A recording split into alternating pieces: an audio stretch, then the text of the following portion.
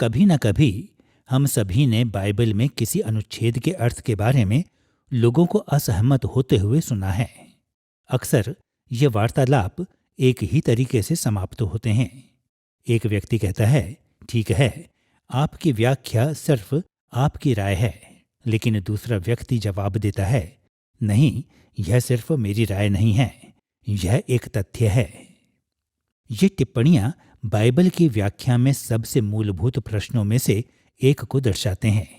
जब हम बाइबल में किसी अनुच्छेद को पढ़ते हैं और इस बारे में निष्कर्ष पर आते हैं कि इसका अर्थ क्या है, क्या हमारा निष्कर्ष एक वस्तुपरक तथ्य है, एक व्यक्तिपरक राय है, या क्या यह इन दोनों के बीच में कुछ है?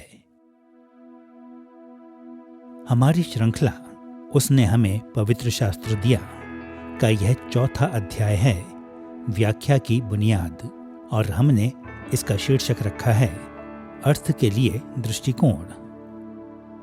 इस अध्याय में हम उन कुछ प्रमुख तरीकों को देखेंगे जिन्हें व्याख्याकारों ने पहचाना है और पवित्र शास्त्र के अर्थ को समझाया है। जब हम उन अनुच्छेदों के अर्थ के बारे में प्रश्न पूछना शुरू करते हैं जिन्हें हम बाइबल में पाते हैं, तो यह ज्ञान की वस्तुओं और ज्ञान के व्यक्तियों के बीच एक बुनियादी अंतर बनाने के द्वारा शुरू करने में मदद करेगा। ज्ञान की वस्तुएं वे चीजें हैं जिन्हें हम समझने की कोशिश करते हैं, और ये वस्तुएं या तो अमूर्त हो सकती हैं, जैसे विचार, या मूर्त हो सकती हैं, जैसे लोग या स्थान। उदाहरण के लिए जीव विज्ञानी पशुओं और पौधों जैसी वस्तुओं का अध्ययन करते हैं, और संगीतकार संगीत या संगीत वाले वाद्य यंत्रों जैसी वस्तुओं का अध्ययन करते हैं। इसके विपरीत ज्ञान के व्यक्ति वे लोग हैं जो अध्ययन करते हैं। जीव विज्ञान के क्षेत्र में स्वयं जीव विज्ञानी लोग ज्ञान के विषय हैं, और संगीत के क्षेत्र में संगीतकार लोग ज्ञान के विषय हैं। इसलिए जब हम बाइबल की व्याख्या करते हैं तो हम व्यक्ति हैं, क्योंकि हम वे लोग हैं जो व्याख्या कर रहे हैं, और हमारे अध्ययन की वस्तु बाइबल है, क्योंकि यह वह वस्तु है जिसकी हम व्याख्या करने की कोशिश कर रहे हैं। अब यह देखना आसान है कि हर प्रकार की मानवीय समझ में वस्तुओं और व्यक्तियों का ज्ञान दोनों शामिल है, लेकिन ज्ञान की खोज में वस्तुएं और व्यक्ति एक साथ काम कैसे करते हैं? खैर, मानवीय ज्ञान की वस्तुओं और व्यक्तियों की ओर तीन प्रमुख दृष्टिकोणों के बारे में बात करने में अक्सर यह मददगार होता है। सबसे पहले कुछ लोग उस दृष्टिकोण की ओर प्रवृत्ति रखते हैं जिसे हम वस्तुपरक कहते हैं। वस्तुपरकविद विश्वास करते हैं कि उचित परिस्थितियों के तहत निष्पक्ष या वस्तुपरक ज्ञान तक पहुंचना संभव है। दूसरा, अन्य लोग उस दृष्टिकोण की ओर प्रवृत्ति रखते हैं जिसे व्यक्तिपरकवाद कहते हैं। व्यक्तिपरकविद मानते हैं कि हमारा ज्ञान सदैव हमारे व्यक्तिगत पूर्वाग्रहों से प्रभावित रहता है, जिससे निष्पक्ष वस्तुपरकता असंभव हो जाती है। और तीसरा, कुछ लोगों ने बीच का मार्ग निकाला है जिसे हम संवादवाद कह सकते हैं। यह दृष्टिकोण वस्तुपरक वास्तविकता और हमारे व्यक्तिपरक दृष्टिकोणों के बीच निरंतर संवाद या परस्पर क्रिया पर जोर देता है। आश्चर्य की बात नहीं कि बाइबल की व्याख्या में इन तीनों दृष्टिकोणों का उपयोग किया गया है।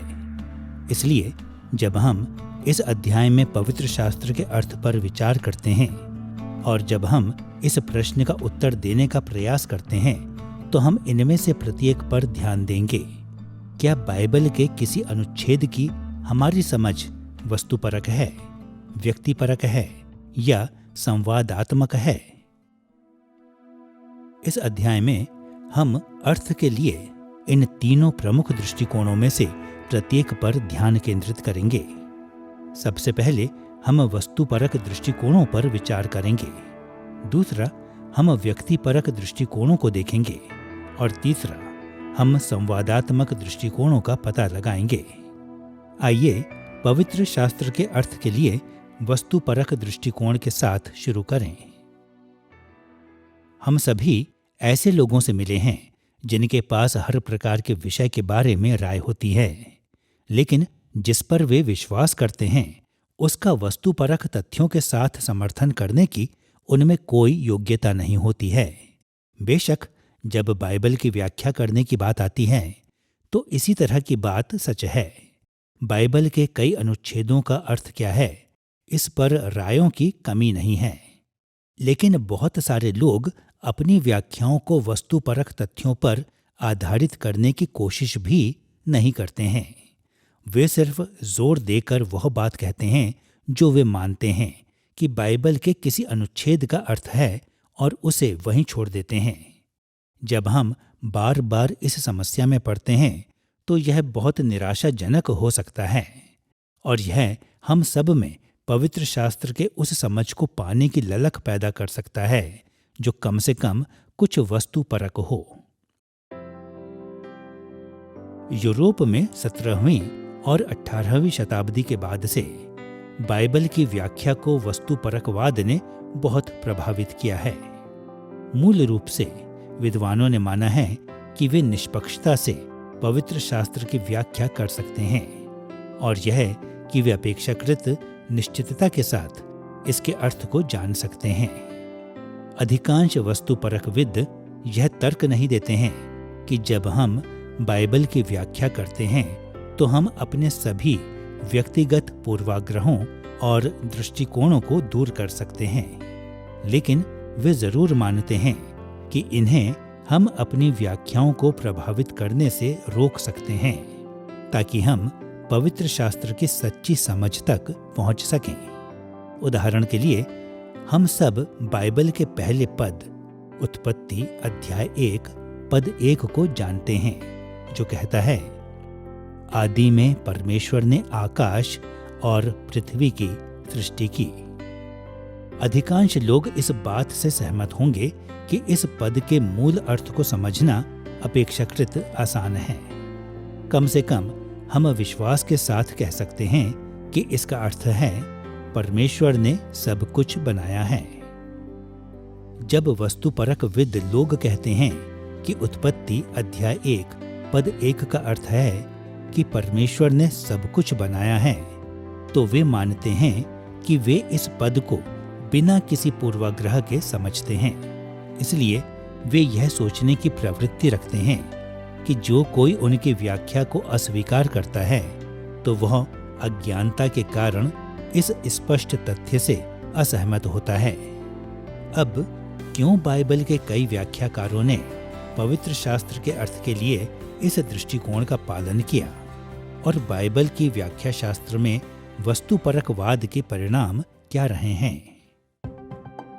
इन प्रश्नों का उत्तर देने के लिए हम 2 दिशाओं में देखने के द्वारा व्याख्या के वस्तुपरक दृष्टिकोणों की जांच करेंगे।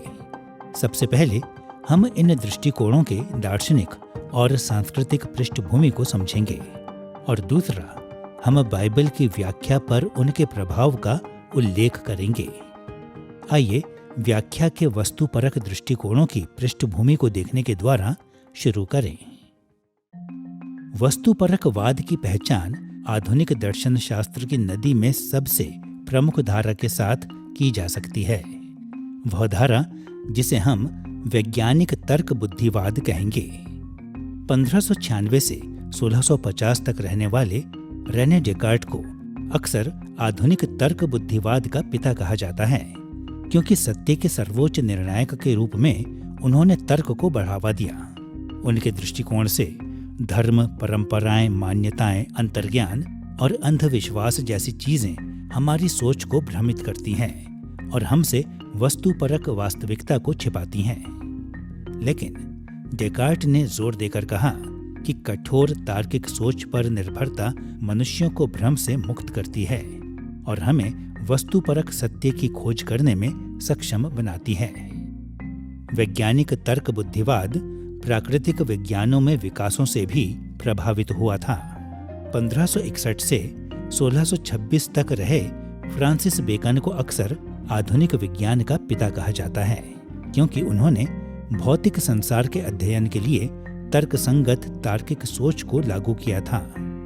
वास्तव में बेकन ने इस विचार को बढ़ावा दिया कि क्रमबद्ध प्रयोग सिद्ध जांच, जिसे हम अक्सर वैज्ञानिक पद्धति कहते हैं, मानवीय व्यक्तिपरकता को सीमित करता है। हमारे चारों ओर के संसार की एक वस्तुपरक समझ को पाने के लिए हमें योग्य बनाता है।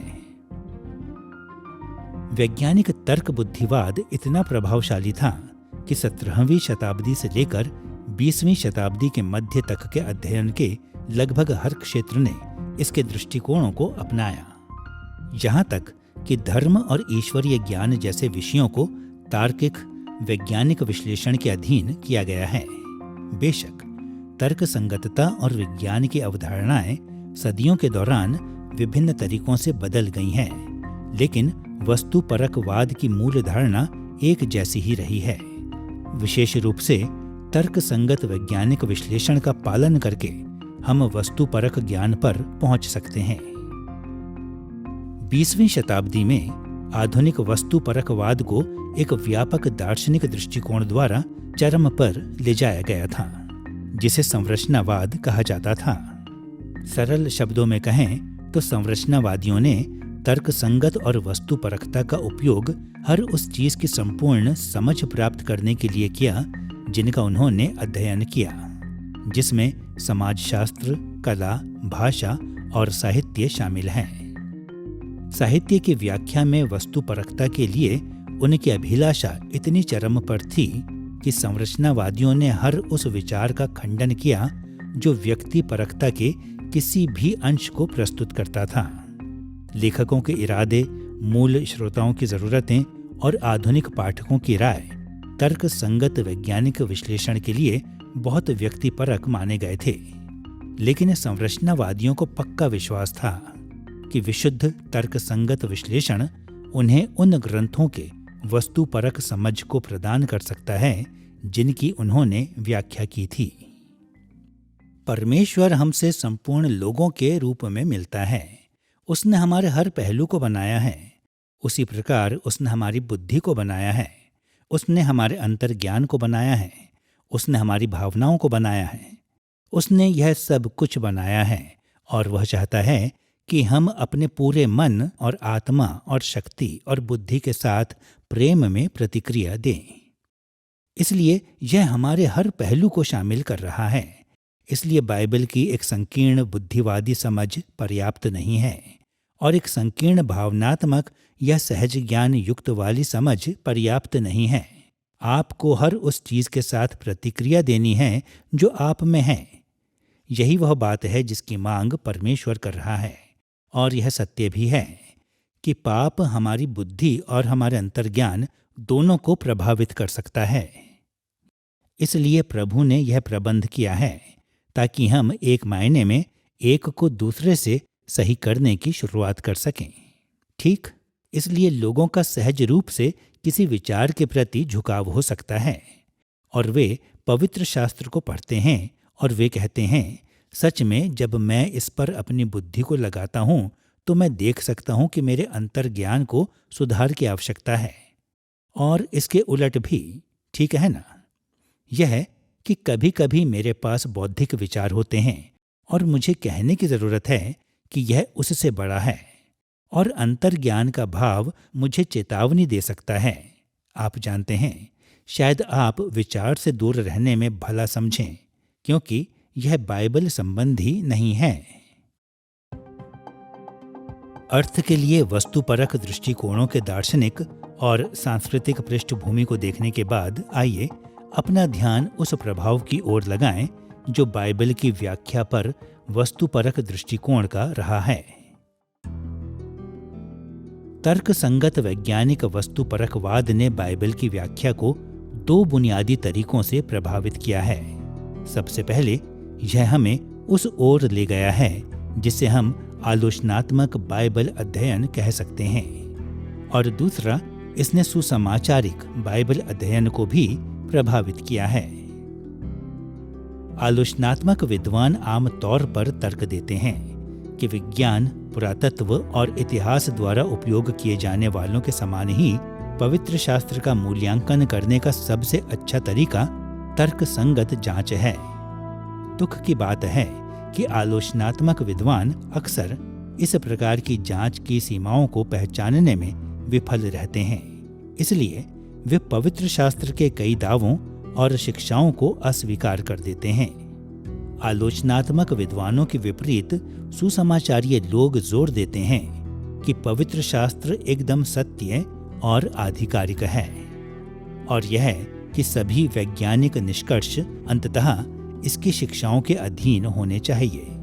इसका यह अर्थ नहीं है कि हम विज्ञान, पुरातत्व और इतिहास से बाइबल के बारे में महत्वपूर्ण बातें नहीं सीख सकते हैं। सही रीति से उपयोग और बाइबल के अधिकार तले समर्पण में तर्क और वैज्ञानिक विधियां बाइबल में अर्थ खोजने के लिए बहुत ही उपयोगी उपकरण हैं, और इन विषयों से प्राप्त अंतर्दृष्टि अक्सर हमें पवित्र शास्त्र के उन पहलुओं को समझने में मदद करती है जो वैज्ञानिक, पुरातात्विक और ऐतिहासिक जानकारी से संबंध रखते हैं। लेकिन पवित्र शास्त्र के दावों और शिक्षाओं को खारिज करने के लिए इन विषयों का उपयोग कभी नहीं किया जाना चाहिए।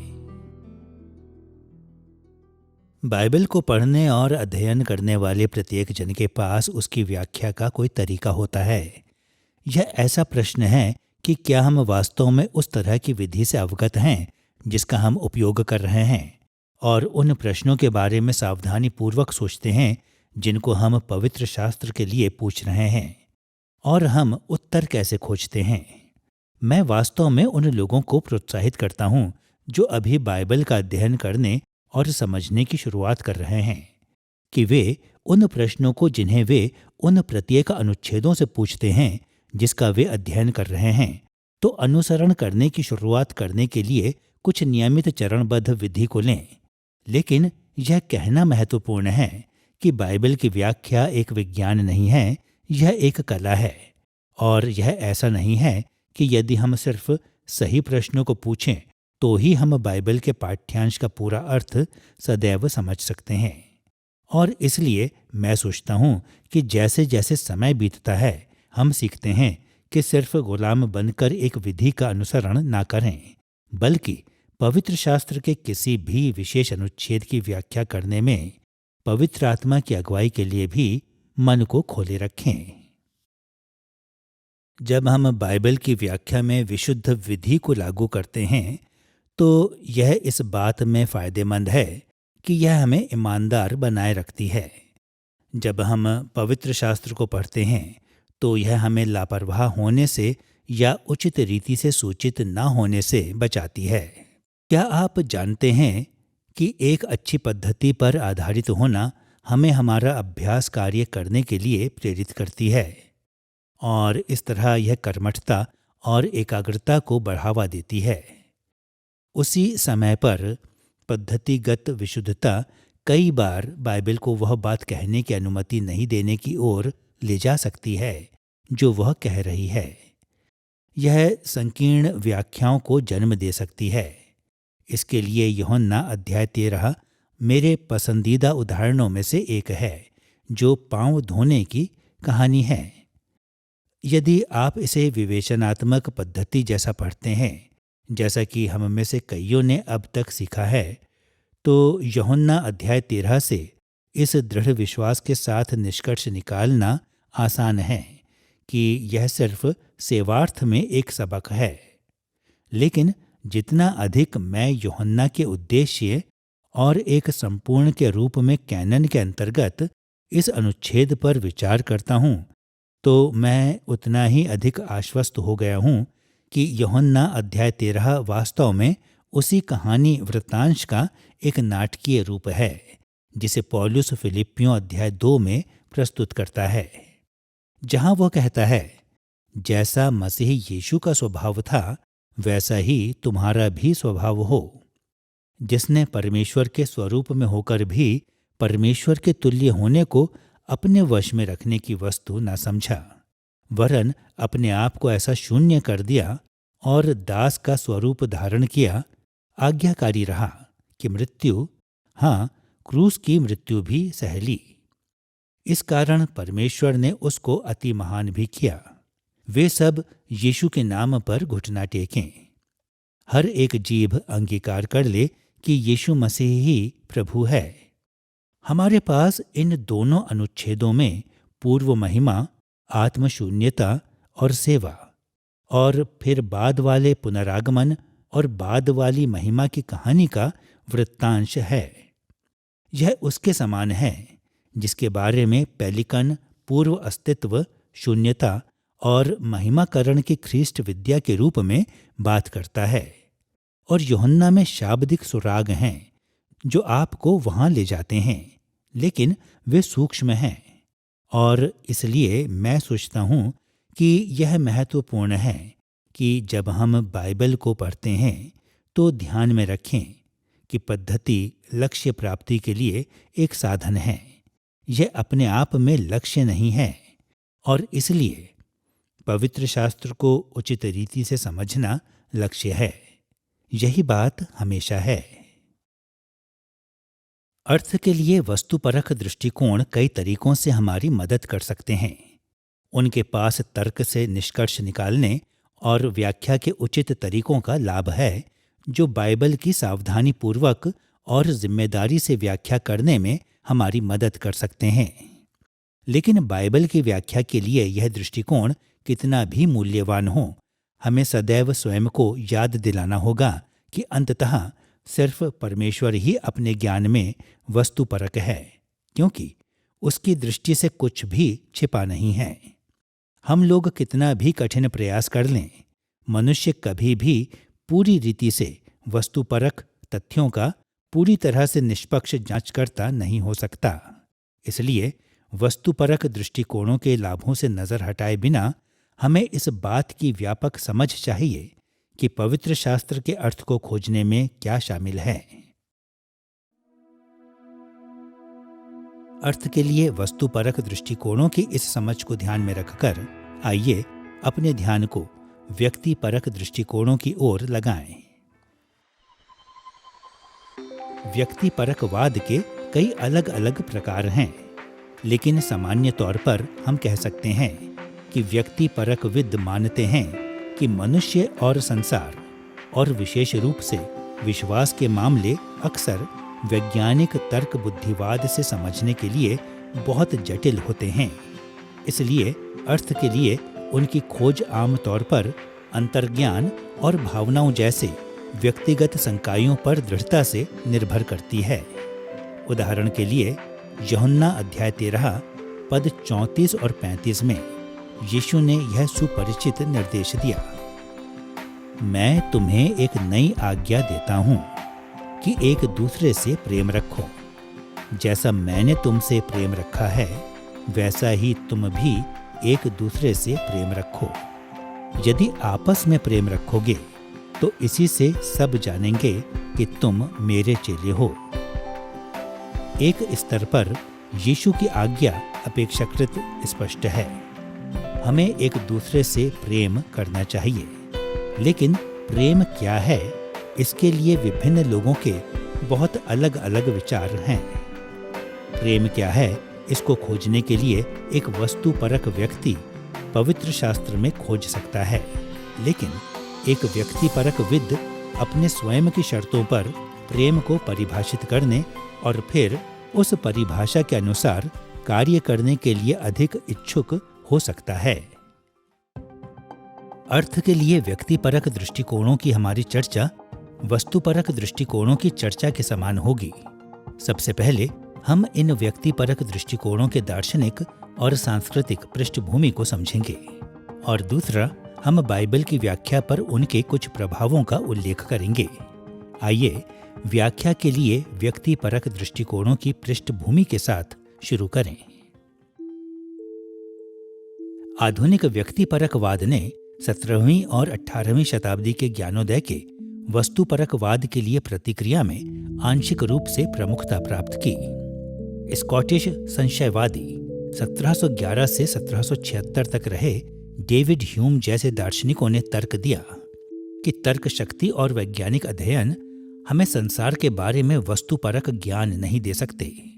ह्यूम और अन्यों ने माना कि हमारी भावनाएं, इच्छाएं और मानसिक श्रेणियां सदैव हमारी सोच को प्रभावित करती हैं, जो निष्पक्ष वस्तुपरकता को असंभव बनाती हैं।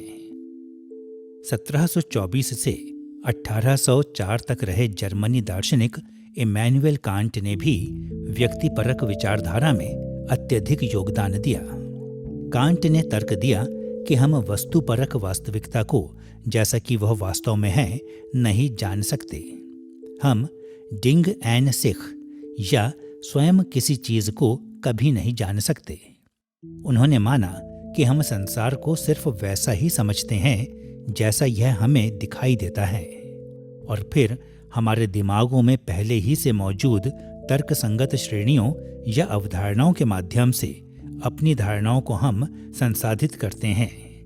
कांट ने निष्कर्ष निकाला कि जिसे हम आमतौर पर संसार का ज्ञान कहते हैं, उसमें सदैव हमारे प्रयोग सिद्ध धारणाएं और हमारी मानसिक अवधारणाएं शामिल होती हैं।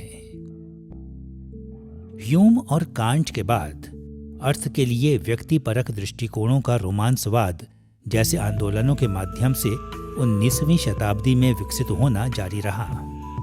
रोमांसवादियों और उनका अनुसरण करने वालों ने तर्क दिया कि भावबोधक कविता, नाटक, संगीत और दृश्य कलाएं वास्तविकता की उस समझ को प्रदान करती हैं जो तर्कसंगत वैज्ञानिक प्रवचन से बहुत अधिक बेहतर हो सकती हैं। उन्होंने यह भी जोर देकर कहा कि तर्कवाद का प्रभाव अमानवीय था, क्योंकि यह अंतर्ज्ञान और भावना जैसी महत्वपूर्ण मानवीय विशेषताओं का अवमूल्यन करता है। और इसलिए उन्होंने जोर दिया कि जब व्याख्याकार ग्रंथों की व्याख्या करते हैं तो उन्हें स्वयं अपने व्यक्तिगत मानवीय विशेषताओं पर भरोसा करना चाहिए। अर्थ के लिए व्यक्तिपरक दृष्टिकोण फिर से 20वीं सदी के उत्तरार्ध में उस आंदोलन में स्थानांतरित हुआ जिसे उत्तर संरचनात्मक के रूप में जाना जाता है।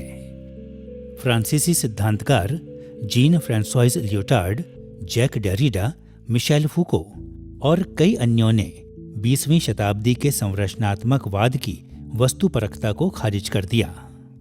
वास्तव में कई तो वस्तुपरकवाद से इतनी दूर चले गए कि उन्होंने वस्तुपरकता के लिए सभी आशाओं को नकार दिया।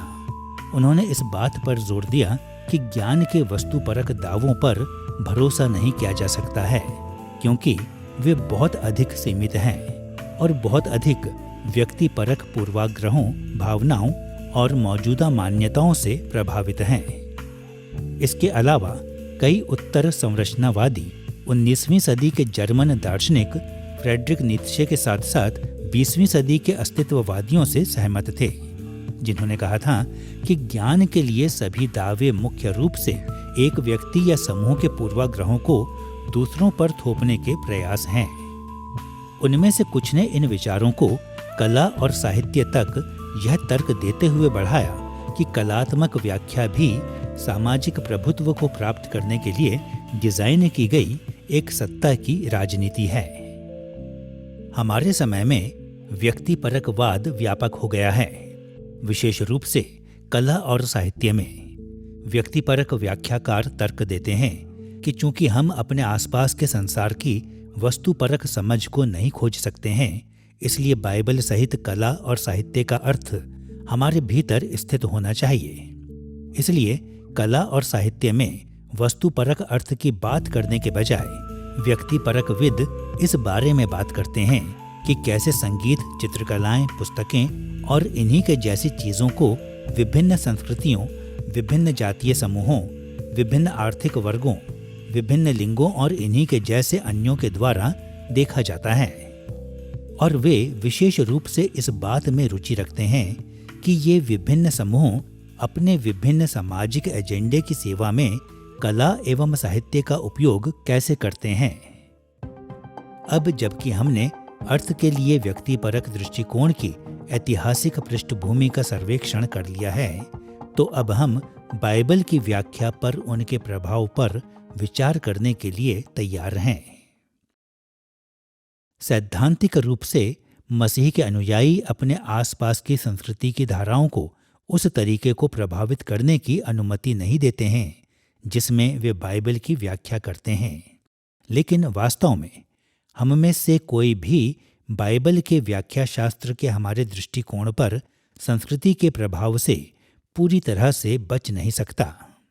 हाल के दशकों में व्याख्या शास्त्र वाला व्यक्तिपरकवाद अकादमिक चर्चाओं की सीमाओं से परे चला गया है और इतना सामान्य हो गया है कि हम अधिक से अधिक ऐसे लोगों से मिलते हैं जो इस बात पर जोर देते हैं कि तथ्य के दावे वास्तव में व्यक्तिगत व्यक्तिपरक रायों से कुछ अधिक नहीं हैं और विश्वास एवं बाइबल के मामलों में यह विशेष रूप से सत्य है। इस कारण से हम सभी को उन तरीकों के बारे में अधिक जागरूक बनने की आवश्यकता है जिनमें व्यक्तिपरकवाद ने बाइबल की व्याख्या को हमारे समय में प्रभावित किया है। तर्कसंगत वैज्ञानिक वस्तुपरकवाद के समान व्यक्तिपरकवाद ने बाइबल के आलोचनात्मक अध्ययनों और बाइबल के सुसमाचारिक अध्ययनों दोनों को प्रभावित किया है। व्यक्तिपरकवाद से प्रभावित बाइबल के आलोचनात्मक विद्वान अक्सर यह तर्क देते हैं कि बाइबल के पाठ्यांश में कोई भी वस्तुपरक अर्थ नहीं पाया जा सकता है। इसलिए इसके बजाय कि अपने छात्रों को पवित्र शास्त्र के मूल अर्थ की खोज करना सिखाएं, वे बाइबल के पाठकों को प्रोत्साहित करते हैं कि वे स्वयं अपने उद्देश्यों को संतुष्ट करने के लिए पवित्र शास्त्र को उपयोग करने के द्वारा स्वयं अपने अर्थों को उत्पन्न करें। कुछ लोग यह भी तर्क देते हैं कि वास्तव में यही वह बात है जो नए नियम के लेखकों ने पुराने नियम की व्याख्या करते समय किया था। वे विश्वास करते हैं कि नए नियम के लेखकों को इस बात की कोई परवाह नहीं थी कि पुराने नियम के पाठ्यांशों का अर्थ वस्तुपरक मायनों में क्या था और कि नए नियम के लेखक मुख्य रूप से इस बात से मतलब रखते थे कि पुराने नियम का उपयोग उनके मसीही विश्वासों को बढ़ावा देने के लिए कैसे किया जा सकता है। और आलोचनात्मक व्यक्तिपरकविद व्याख्याकार तर्क देते हैं कि हमें यही करना चाहिए कि हमें पवित्र शास्त्र के वस्तुपरक अर्थ के बारे में चिंता नहीं करनी चाहिए और कि हमें स्वयं अपने सामाजिक, राजनैतिक और धार्मिक एजेंडे को बढ़ावा देने के लिए बाइबल का उपयोग करना चाहिए। बाइबल के आलोचनात्मक अध्ययनों के विपरीत बाइबल के सुसमाचारिक अध्ययनों ने ज्यादातर चरम व्यक्तिपरक दृष्टिकोणों से बचने की कोशिश की है।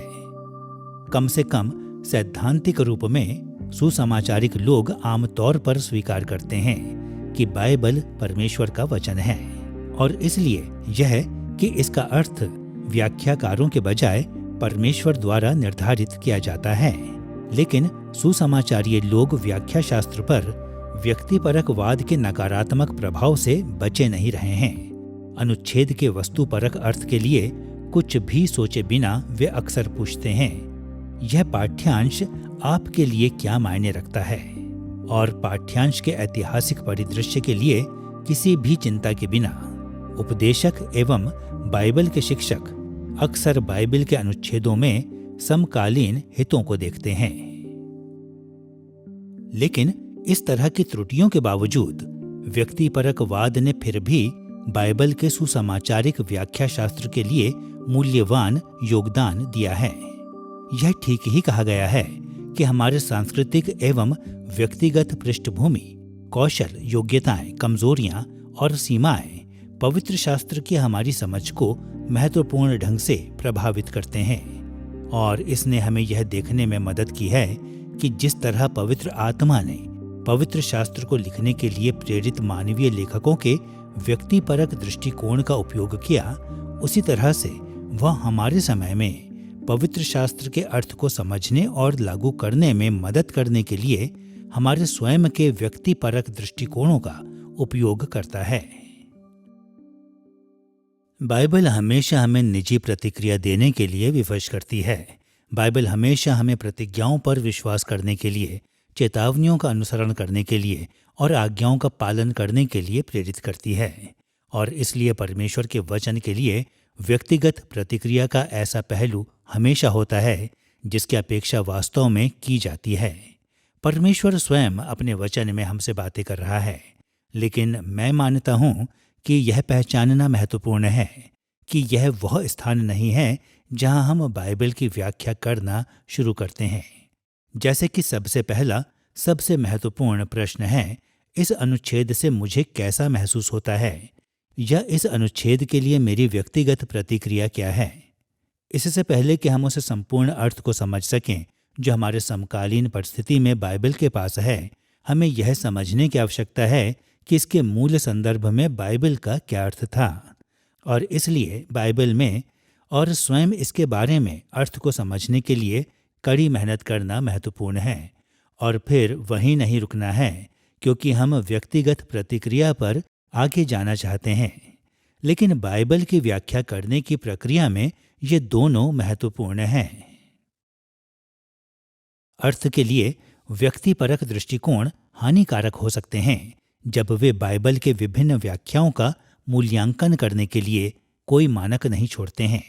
सरल तथ्य यह है कि पवित्र शास्त्र की कुछ व्याख्याएं अन्यों की तुलना में बेहतर हैं, लेकिन व्यक्तिपरक दृष्टिकोण हमारी आंखों को उन तरीकों में भी खोल सकते हैं जिनमें हमारी पृष्ठभूमि और व्यक्तित्व, यहाँ तक कि हमारे अंतर्ज्ञान और हमारी भावनाएं अक्सर पवित्र शास्त्र की हमारी व्याख्याओं को प्रभावित करते हैं।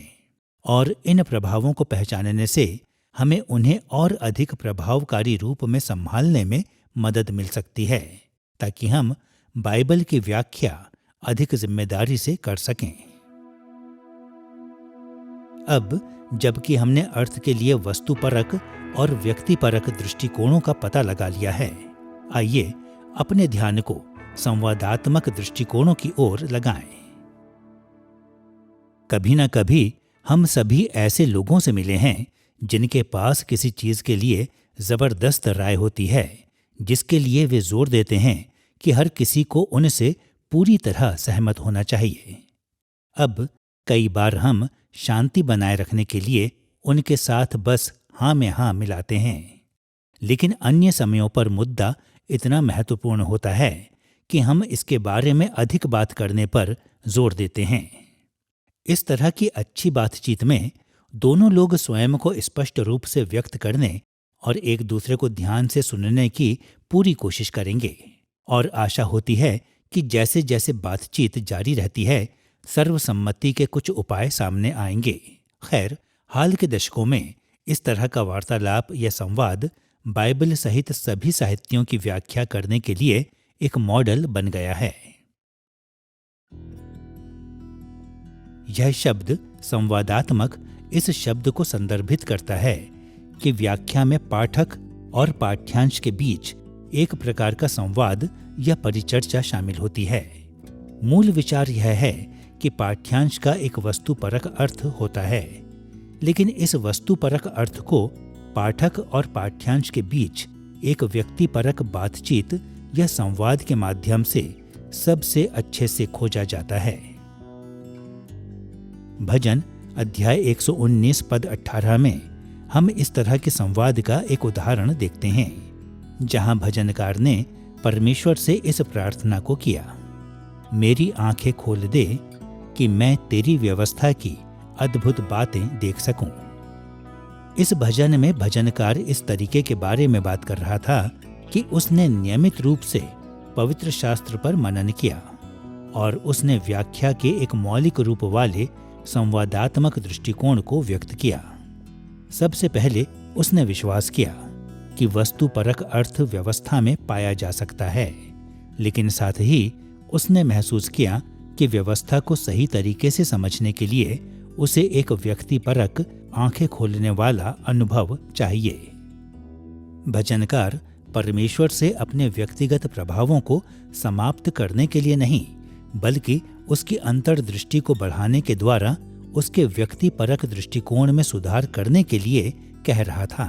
और जैसा कि इस पद का व्यापक संदर्भ हमें दिखाता है, भजनकार अपनी समझ को बेहतर बनाने के लिए व्यवस्था के विषय पर बार बार लौटता रहा।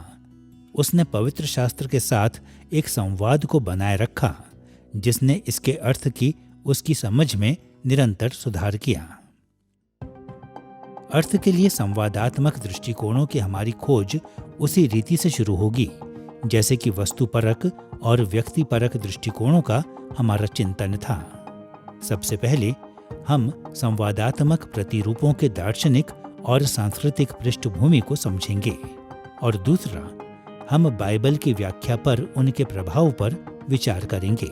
लेकिन फिर हम एक ओर वस्तुपरक और व्यक्तिपरक दृष्टिकोण और दूसरी ओर संवादात्मक दृष्टिकोण की बाइबल वाली समझ के बीच तुलना को पेश करके एक कदम आगे बढ़ेंगे। आइए संवादात्मक दृष्टिकोणों की पृष्ठभूमि को देखने के द्वारा शुरू करें।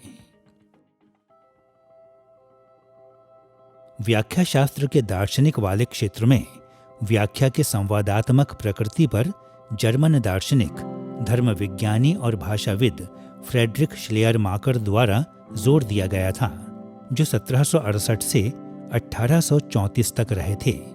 उन्होंने व्याख्या के प्रसिद्ध मॉडल की पेशकश की जिसे व्याख्या शास्त्र वाला चक्र कहा जाता है, जिसके द्वारा व्याख्याकार ग्रंथों या अन्य जटिल वस्तुओं को समझने का प्रयास करते हैं।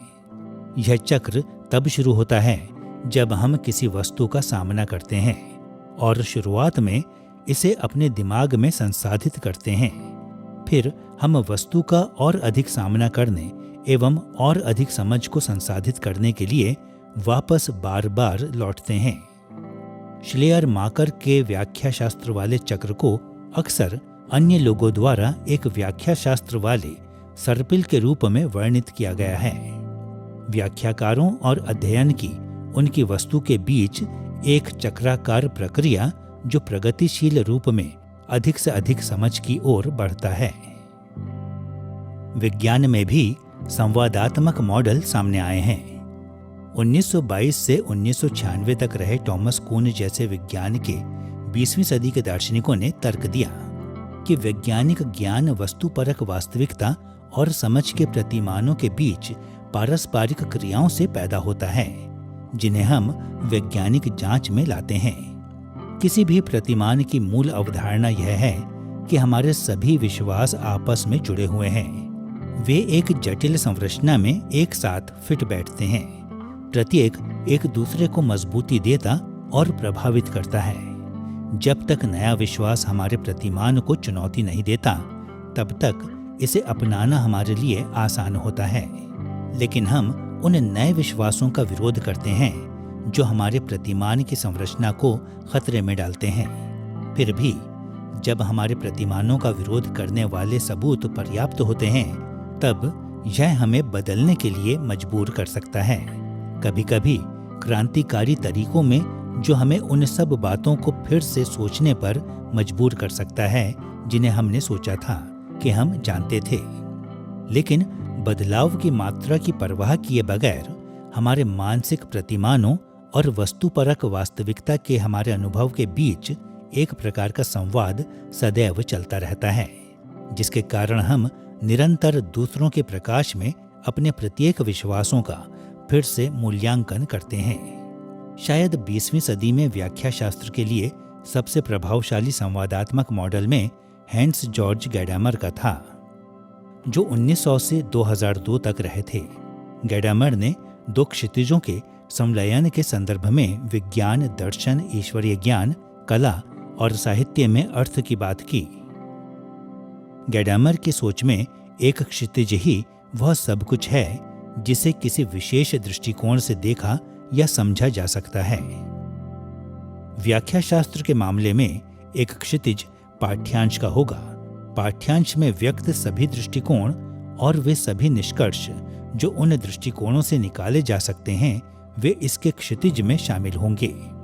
दूसरा क्षितिज जो होगा वह पाठकों का होगा। इस क्षितिज में उनके सभी दृष्टिकोण, विश्वास, भावनाएं, पूर्वाग्रह और ऐसे ही अन्य शामिल होंगे। जब पाठक पाठ्यांश के क्षितिज के पहलुओं को स्वयं अपने क्षितिज में शामिल करना शुरू करते हैं, तो ये क्षितिज जुड़ जाएंगे। जैसे जैसे पाठक पाठ्यांश में सीखते हैं या पाठ्यांश के दृष्टिकोणों को अपनाते हैं, तो पाठ्यांश के क्षितिज में से नए तत्वों को शामिल करने के लिए उनके क्षितिज फैलेंगे। अब जबकि हमने संवादात्मक मॉडल की पृष्ठभूमि को देख लिया है, तो आइए हम अपने ध्यान को बाइबल वाले व्याख्या शास्त्र पर उनके प्रभाव की ओर लगाते हैं। इस बिंदु पर अपने उद्देश्यों के लिए हम अपनी चर्चा को उन कुछ तरीकों पर ध्यान केंद्रित करेंगे जिसमें सुसमाचारिक लोगों ने पवित्र शास्त्र की अपनी व्याख्याओं को बढ़ाने हेतु अर्थ के लिए संवादात्मक दृष्टिकोणों का उपयोग किया है। विशेष रूप से सुसमाचारिक लोगों ने जोर दिया है कि बाइबल को पढ़ना किसी सामान्य पुस्तक के साथ संवाद करने से अलग है, क्योंकि अन्य पुस्तकों के विपरीत बाइबल का हमारे ऊपर पूर्ण अधिकार है। इस कारण से हम अधिकार संवादों के रूप में इन मामलों के लिए सुसमाचारिक दृष्टिकोणों की बात करेंगे। किसी सामान्य दिन के दौरान हम में से अधिकांश का विभिन्न प्रकार के लोगों के साथ वार्तालाप होता है, और कौन इसमें शामिल है, इस आधार पर ये वार्तालाप अलग अलग दिशा निर्देश लेते हैं। जब हम अनौपचारिक रूप से अपने दोस्तों के साथ किसी ऐसी चीज के बारे में बात कर रहे होते हैं जिसे हम सब समझते हैं, तो हम बराबरी में एक दूसरे से जुड़ते हैं। वार्तालाप इधर उधर जाता है और हम सभी सुनने का प्रयास करते हैं, और हम सभी एक दूसरे के दृष्टिकोणों का सम्मान करने की कोशिश करते हैं। लेकिन जब हम महत्वपूर्ण मामलों के बारे में संवाद करते हैं, जैसे हमारा स्वास्थ्य या बच्चों का पालन पोषण, और हम इसे ऐसे व्यक्ति के साथ करते हैं जिसके पास हमारी तुलना में कहीं अधिक ज्ञान और विशेषज्ञता है, तो वार्तालाप को अलग रीति से करने में हम समझदार होते हैं। यद्यपि हम जानते हैं कि विशेषज्ञ गलती करते हैं, लेकिन फिर भी उन्हें सावधानीपूर्वक सुनने की हम पूरी कोशिश करते हैं। लेकिन अब कल्पना कीजिए कि आप ऐसे व्यक्ति के साथ वार्तालाप कर रहे हैं जिसके बारे में आप जानते हैं कि वह कभी गलती नहीं करता, ऐसा व्यक्ति जो हमेशा सही होता है। तो आप निश्चित रूप से अपने प्रश्नों और रायों के साथ उस वार्तालाप में आते हैं। लेकिन जो वह व्यक्ति आपसे कह रहा है, उसे समझने और स्वीकार करने के लिए आप वह सब कुछ करते हैं जो आप कर सकते हैं। ठीक है, कई मायनों में बाइबल की व्याख्या के साथ कुछ ऐसा ही है। हम अपने प्रश्नों और रायों के साथ बाइबल को पढ़ने के लिए आने से बच नहीं सकते हैं। लेकिन क्योंकि बाइबल अचूक है, क्योंकि यह हमेशा सही है, तो जो सब कुछ वह हमें बताता है उसे समझने और स्वीकार करने के लिए हम वह सब कुछ करते हैं जो कर सकते हैं। बाइबल की व्याख्या करना उस सबसे आधिकारिक व्यक्ति जिसकी कल्पना हम कर सकते हैं, स्वयं परमेश्वर के साथ संवाद करने जैसा है। यह एक संवाद है क्योंकि इसमें पाठकों और पवित्र शास्त्र के बीच एक प्रकार का संवादात्मक देना और लेना शामिल है। संवाद के पाठक वाले पक्ष पर हम सभी कई प्रश्नों, पूर्वाग्रहों, सांस्कृतिक पृष्ठभूमियों और व्यक्तिगत अनुभवों के साथ बाइबल को पढ़ते हैं, और इनमें से हर एक चीज उन बातों को प्रभावित करती है जिसे हम बाइबल से समझते हैं। संवाद के पवित्र शास्त्र वाले पक्ष पर परमेश्वर निरंतर अपने वचन के माध्यम से, जो हम विश्वास करते हैं, कभी कभी उसकी पुष्टि करते हुए, कभी कभी उसे सुधारते हुए हमसे बात करता है। मेरी पृष्ठभूमि अतीत से और आगे को मेरे अनुभव वे हैं जो मेरे पास हैं जब मैं पवित्र शास्त्र पढ़ता हूँ।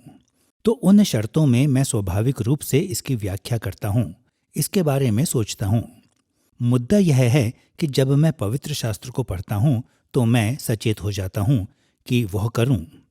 स्पष्ट रूप से यही वह बात है जो पवित्र शास्त्र मेरी पृष्ठभूमि और ऐसी ही बातों को सुनने के लिए मुझे योग्य बनाती है। लेकिन मैं इसे पवित्र शास्त्र को समर्पित करने के पूर्ण इरादे के साथ आता हूँ। मैं पवित्र शास्त्र के समक्ष नम्रतापूर्वक आता हूँ, अपने स्वयं के अनुभवों को लाता हूँ।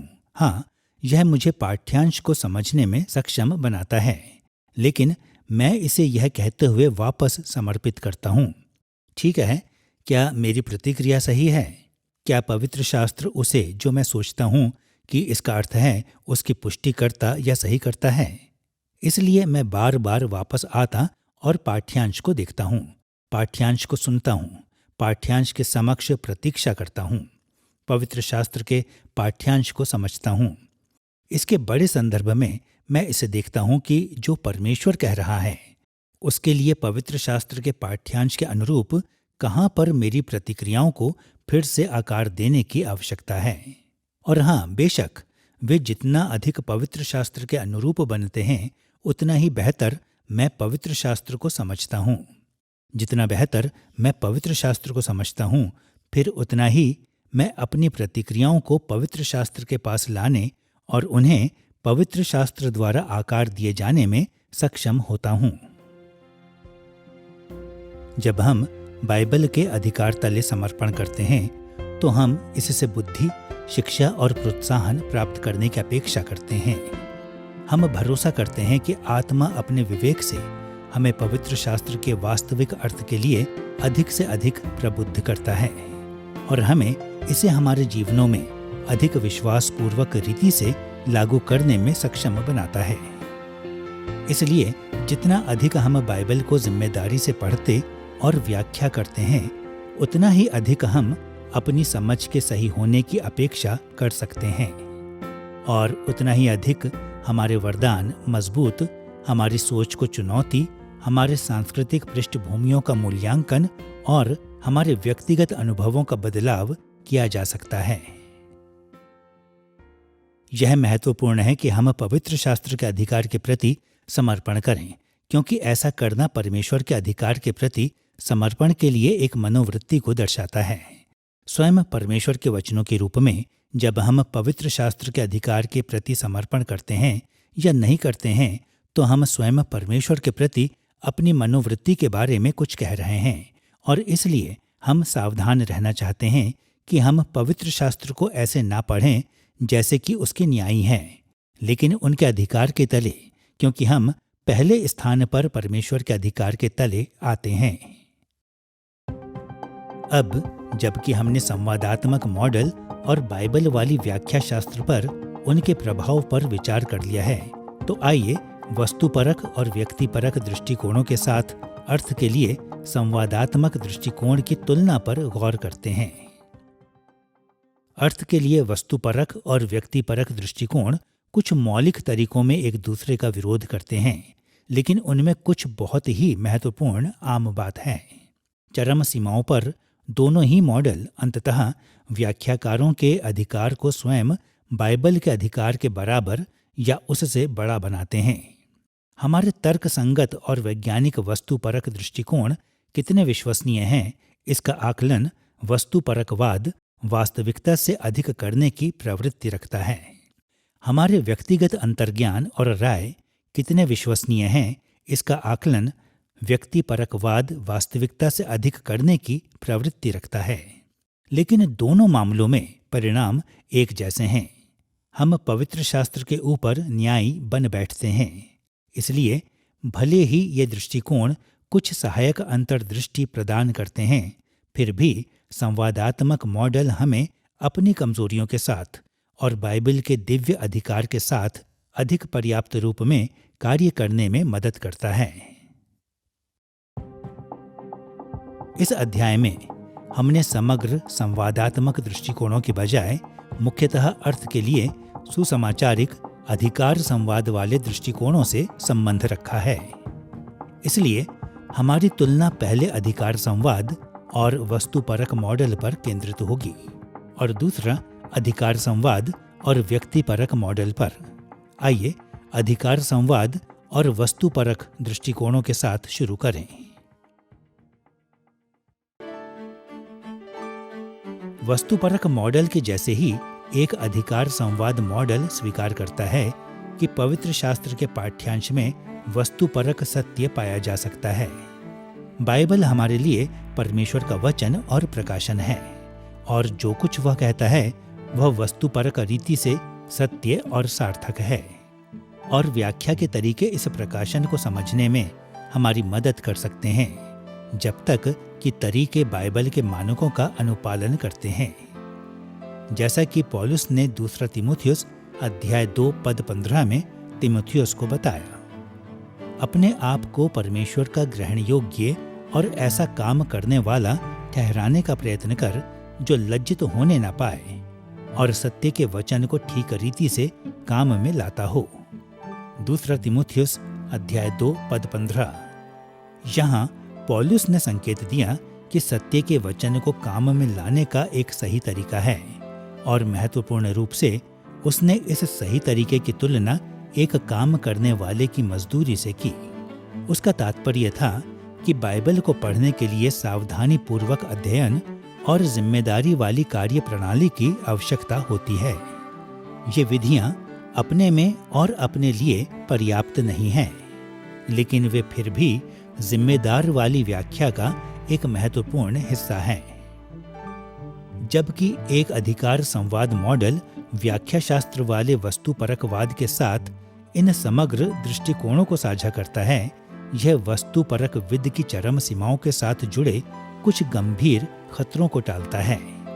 यह हमें सोचने के इस खतरे से बचने में मदद करता है कि जब हम पवित्र शास्त्र को पढ़ते हैं तो हम में से कोई बहुत अधिक वस्तुपरक ना बन सके, और इससे अधिक एक अधिकार संवाद दृष्टिकोण हमें यह याद रखने में मदद करता है कि तर्कसंगत और वैज्ञानिक निर्णय को हमेशा पवित्र शास्त्र के अधिकार के लिए समर्पण में देखा जाना चाहिए। यह देखने के बाद कि कैसे अधिकार संवाद दृष्टिकोण वस्तुपरक मॉडल के साथ तुलना करता है, आइए अधिकार संवाद और व्यक्तिपरक मॉडल के बीच हमारी तुलना को देखें। जिस प्रकार एक अधिकार संवाद मॉडल कुछ तरीकों में वस्तुपरक मॉडल जैसा दिखता है, वैसे ही इसमें व्यक्तिपरक मॉडल के जैसी समानताएं भी हैं। यह मानता है कि हम सभी पवित्र शास्त्र को उन दृष्टिकोणों और विश्वासों के साथ पढ़ते हैं जो बाइबल के अनुच्छेदों की व्याख्या करने के हमारे तरीके को प्रभावित करते हैं। इसके अलावा यह पवित्र शास्त्र और व्यक्तिपरकवाद के साथ सहमत है कि व्यक्तिगत व्यक्तिपरक योगदान जिसे हम व्याख्या के लिए लाते हैं वे मूल्यवान हैं।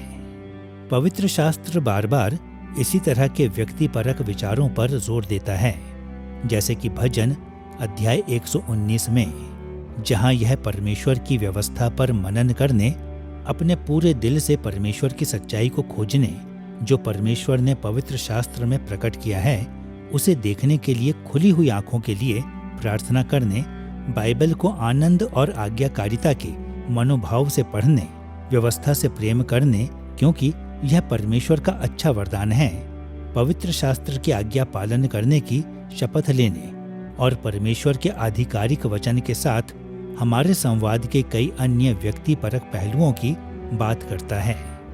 सिर्फ एक उदाहरण के रूप में भजन अध्याय 119 पद 97 को सुनिए।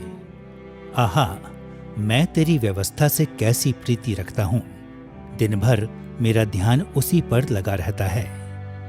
इस पद में भजनकार ने संकेत दिया कि परमेश्वर की व्यवस्था के लिए उसके व्यक्तिगत प्रेम ने पवित्र शास्त्र के उसके अध्ययन और उसकी समझ को प्रभावित किया, और उसने पवित्र शास्त्र पर ध्यान देने के बारे में लिखा। एक व्यक्तिपरक अभ्यास जो कठोर कार्य प्रणाली का हिस्सा नहीं है, यह दर्शाते हुए कि उसने व्यक्तिगत रीति से बाइबल के वचनों पर ध्यान किया और शायद अपने को प्रबुद्ध करने के लिए पवित्र आत्मा की प्रतीक्षा भी की। लेकिन भले ही अधिकार संवाद दृष्टिकोण व्यक्तिपरक मॉडल के साथ इन जैसी समानताओं को साझा करता है, यह महत्वपूर्ण तरीकों में उनसे अलग भी है। उदाहरण के लिए, कुछ व्यक्तिपरक विदों के विपरीत अधिकार संवाद मॉडल चेतावनी देता है कि यदि हम अपनी व्यक्तिपरकता को पवित्र शास्त्र के अधिकार तले समर्पित नहीं करते हैं, तो बाइबल की हमारी व्याख्याएं गंभीर रूप से बाधित होंगी, और इसकी पुष्टि स्वयं पवित्र शास्त्र ने की है। दूसरा पत्रस अध्याय 3 पद 16 जैसे स्थानों में, जहां पत्रस ने पौलुस के लेखन के बारे में इस प्रकार बात की, वैसे ही उसने अपनी सब पत्रियों में भी इन बातों की चर्चा की है, जिनमें कुछ बातें ऐसी हैं जिनका समझना कठिन है, और अनपढ़ और चंचल लोग उनके अर्थों को भी पवित्र शास्त्र की अन्य बातों की तरह खींच-तान कर अपने ही नाश का कारण बनाते हैं। पतरस ने स्वीकार किया कि पौलुस की पत्रियों में कुछ बातें समझना कठिन है, लेकिन उसने यह भी कहा कि कुछ पाठक अज्ञानता और आत्मिक चंचलता के कारण इन कठिनाइयों के माध्यम से काम करने में विफल रहते हैं, और इन व्यक्तिपरक विफलताओं के परिणाम स्वरूप वे समर्पण के बिना अध्ययन करते हैं और पौलुस के लेखन के अर्थ को विकृत करते हैं। जैसे कि हमारा अधिकार संवाद मॉडल संकेत देता है, बाइबल की जांच एक आजीवन प्रक्रिया है जिसमें पवित्र शास्त्र हमें बदल देता है और हमारे मसीही विश्वास में बढ़ने और परिपक्व होने का कारण बनता है। जैसे जैसे हम परिपक्व बनते हैं, यह मानते हुए कि हम जिम्मेदार तरीकों में व्याख्या के बाइबल वाले तरीकों का उपयोग करते हैं, तो अधिकार संवाद मॉडल बाइबल के वस्तुपरक अर्थ के बारे में हमारी समझ को अधिकाई के साथ बढ़ाएगा। यह परिणाम स्वरूप आगे व्यक्तिपरक विकास का कारण बनता है और प्रक्रिया जारी रहती है। इस तरह से बाइबल के साथ हमारे संवाद को एक सर्पिल के रूप में सोचा जा सकता है, जो बार बार आधिकारिक पाठ्यांश और पाठक के बीच चक्कर काटता है। इस सर्पिल में हमारी भागीदारी का लक्ष्य बाइबल पाठ्यांशों के अर्थ के अधिक से अधिक करीब जाना है। यदि सब ठीक चलता है तो सर्पिल जितने अधिक घेरे बनाता है, यह उतना ही मजबूत एवं पवित्र शास्त्र के वास्तविक अर्थ के करीब पहुंच जाता है। और कौन सी बात इस संवाद को सफल बनाती है? जैसा कि हमने उल्लेख किया है, यह निश्चित रूप से हमसे कड़ी मेहनत की मांग करता है, लेकिन हमारे प्रयास तब तक बेकार हैं जब तक कि परमेश्वर का पवित्र आत्मा हमें पवित्र शास्त्र के उत्कृष्ट समझ और अनुप्रयोग की ओर नहीं ले जाता है। आत्मा के कार्य के कारण हम आशा कर सकते हैं कि जब हम ईमानदारी से अपने आप को उसके लिए और उसके वचन के लिए समर्पित करेंगे, तो बाइबल की व्याख्या करने की हमारी क्षमता बढ़ जाएगी। आप बाइबल को अपने स्वयं के दृष्टिकोण और अपनी स्वयं की परिकल्पना के साथ पढ़ते हैं। इसे कैसे समझा जाए? लेकिन यदि आप प्रार्थना पूर्वक पाठ्यांश के साथ वार्तालाप करना जारी रखते हैं, तो पाठ्यांश के वास्तविक अर्थ को गहराई से समझने और उसके करीब आने के लिए पाठ्यांश आपको एक सर्पिल में ले जाएगा। तो कहानी यह है, या मुद्दा यह है कि जितना अधिक आप स्वयं पाठ्यांश के साथ प्रार्थना पूर्वक बातचीत करते हैं, उतना ही अधिक पाठ्यांश आपके दृष्टिकोण और समझ को प्रभावित करेगा, और आप उस पाठ्यांश में जीवित परमेश्वर के वास्तविक अर्थ को समझने के लिए और करीब आ जाएंगे। इस अध्याय में हमने अर्थ के लिए कई तरह के दृष्टिकोणों का सर्वेक्षण किया है, जिन्हें व्याख्याकारों ने शताब्दियों के दौरान ग्रहण किया। हमने उन वस्तुपरक दृष्टिकोणों को देखा है जो सिर्फ पवित्र शास्त्र के भीतर अर्थ खोजने की प्रवृत्ति रखते हैं, व्यक्तिपरक दृष्टिकोणों को देखा जो पवित्र शास्त्र के अर्थ को इसके पाठकों के दृष्टिकोण से खोजने की प्रवृत्ति रखते हैं, और संवादात्मक दृष्टिकोण को देखा, विशेष रूप से अधिकार संवाद दृष्टिकोण को, जो कहता है कि पाठक आधिकारिक बाइबल के पाठ्यांश के साथ अपने वार्तालाप के माध्यम से अर्थ को खोजते हैं। कभी न कभी हम सभी ऐसे लोगों से मिले हैं जो वस्तुपरक और व्यक्तिपरक वाद की चरम सीमाओं पर जाते हैं। पवित्र शास्त्र को समझने और लागू करने के लिए इनमें से कोई भी तरीका पर्याप्त नहीं है। हमें हमेशा यह ध्यान में रखना चाहिए कि हमारे त्रुटिपूर्ण व्यक्तिपरक दृष्टिकोण निरंतर हमारी समझ को प्रभावित करते हैं कि बाइबल का क्या अर्थ है। लेकिन साथ ही बाइबल का क्या अर्थ है, हमें उसे सुनने और समर्पण करने के लिए सदैव प्रयास करना चाहिए। जैसे जैसे पवित्र आत्मा इस तरह के अधिकार संवाद में पवित्र शास्त्र के साथ बातचीत करने के हमारे प्रयासों को आशीषित करता है, हम बाइबल की बेहतर और अधिक जिम्मेदारी वाली व्याख्याओं की ओर आगे बढ़ने में सक्षम होंगे।